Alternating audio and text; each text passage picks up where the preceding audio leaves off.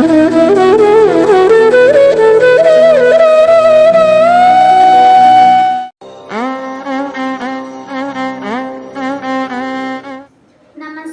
ಸರ್ವರಿಗೂ ನವರಾತ್ರಿಯ ಹಬ್ಬದ ಶುಭಾಶಯಗಳು. ನವರಾತ್ರಿಯ 6ನೇ ದಿನವಾದ ಇಂದು ಕಾತ್ಯಾಯನಿ ದೇವಿಯನ್ನು ಸ್ಮರಿಸುತ್ತಾ ಆ ತಾಯಿಯ ಬಗ್ಗೆ ತಿಳಿದುಕೊಳ್ಳೋಣ.